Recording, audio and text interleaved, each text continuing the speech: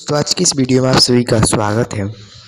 पिछली वीडियो में हमने क्लास 9th का थर्ड चैप्टर का एक्सरसाइज 3 अभी इसका इंट्रोडक्शन बताया था और इस एक्सरसाइज में हम इसका एक्सरसाइज बताएंगे 3.1।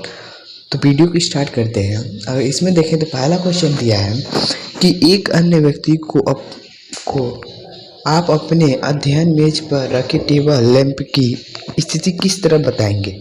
जैसे यहाँ पर एक मेज है, ठीक। पहले हम मेज क्वेश्चन को इजीली समझ लेते हैं, ठीक। तब उसके बाद कोई भी प्रॉब्लम को सॉल्व किया जाता है। तो यहाँ पर एक मेज है, यहाँ पर एक मेज बना लेता हूँ। उसके बाद इसके सही से मेज बना लेने के बाद, ठीक, ये मेज है। अब हमें क्या करना है, टेबल लैंप की स्थिति को दर्शाना है किसी अन्य व्यक्ति को। जैसे मैं अगर यहाँ पर बैठा हूँ, ठीक, मैं यहाँ पर बैठा हूँ, तो मुझसे लैंप 20 सेंटीमीटर, 80 सेंटीमीटर, 10 सेंटीमीटर कितनी भी दूरी पर हो सकती है। तो यहाँ पर लिख दूंगा 10 सेंटीमीटर, ठीक। मुझसे लैंप की दूरी 10 सेंटीमीटर और उसके बाद आपसे लैंप की दूरी 15 सेंटीमीटर है, ठीक। यहाँ पर कुछ भी मान सकते हैं, ठीक। तो हम इस प्रकार इस स्थिति को दर्शाएंगे। क्या करेंगे, सबसे पहले एक टेबल लैंप बिंदु बना लेंगे यहाँ पर, ठीक, तथा मैप को समतल माप पर इसको रख दिया, ठीक। जैसे अब इसके बाद मैंने यहाँ पर अब 2 लंब कोर खींचा है। जैसे यहाँ पर 2 लंब खींचा है। अब बड़े कोर जो होता है, जैसे बड़े कोर ये है, तो इसकी दूरी माप लेते हैं। तो बड़े कोर मतलब में यहाँ पर ये 20 हो जाएगा, थोड़ा बड़ा एरिया रहेगा, दिखने में बड़ा है इसलिए, तो 20 हो जाएगा। अब यहाँ पर एक छोटा कोर बनाना था, ठीक, तो हमने इस छोटा कोर को बना दिया, ठीक।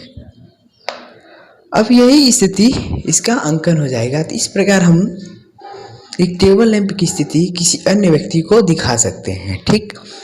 अब दूसरा क्वेश्चन देखते हैं। ये बहुत इजीली क्वेश्चन है, ज़्यादातर परीक्षा में पूछे नहीं जाते हैं, फिर भी ये एक्सरसाइज में दे देता है, ठीक।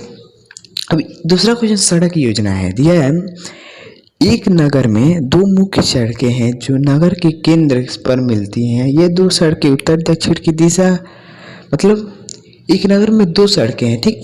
इस तरह ये 2 सड़कें हैं, इस तरह, ठीक। ये 2 सड़कें हैं। पहला सड़क है जो केंद्र पर मिलती है, मतलब यहाँ पर केंद्र पर मिल रही है। अब ये 2 सड़कें उत्तर दक्षिण दिशा, ठीक। ये हो जाएगा उत्तर, ये हो जाएगा दक्षिण, ये हो जाएगा पूर्व, ये हो जाएगा पश्चिम। इसलिए हम क्वेश्चन को समझने के लिए मान लेते हैं, ठीक। अब इसके बाद आगे पढ़ना है।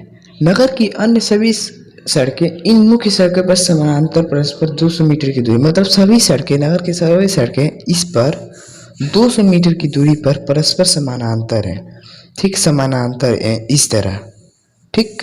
कितनी सड़कें, अन्य सभी सड़कें, चलिए मान लेते हैं 5 सड़कें हैं, ठीक। 3 4, ठीक।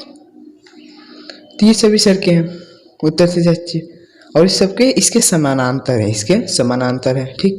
ये कहीं पे भी नहीं मिलेंगी और इसके बीच की दूरी 200 मीटर है, मतलब ये 200 मीटर, ये 200 मीटर, ये 200 मीटर, ये 200 मीटर, ठीक। अब इसके बाद हम 1 सेंटीमीटर को 200 मीटर, जैसे यहाँ पर 1 सेंटीमीटर कितनी दूरी होती है अगर ग्राफ में देखे तो, ठीक। अभी ग्राफ में दिखाऊंगा। अब इसका मॉडल बनाना है, नोटबुक का मॉडल बनाना है। सड़कों का एकल रेखा से निरूपित कीजिए। अब दिया है आपके मॉडल में एक दूसरे को काटती हुई अनेक क्रॉस स्ट्रीट चौराहे हो सकती है।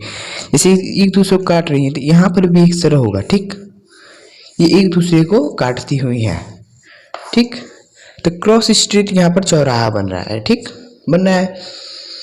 हमें इसके आगे पढ़ना है कि एक विशेष क्रॉस की 2 सड़कें से बनी है, जिसमें से एक उत्तर दक्षिण जाती है, उत्तर दक्षिण ये, और दूसरी पूर्व पश्चिम। ठीक, प्रत्येक क्रॉस स्ट्रीट का निर्देश इस प्रकार किया जाता है कि यदि दूसरी सड़क उत्तर दक्षिण दिशा में जाती है तो पांचवी सड़क पूर्व पश्चिम दिशा में जाती है।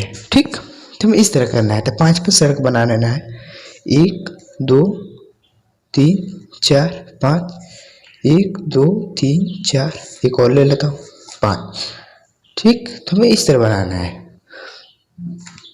इस तरह कर लेता हूँ। अब इसके बाद इसमें क्वेश्चन दिया है, केवल हमें इस तरह को इस तरह बना लेना है। जैसे ग्राफ में दिखाता हूँ मैं, जैसे कि ग्राफ में बनाया हूँ, इसको ग्राफ में दिखाता हूँ।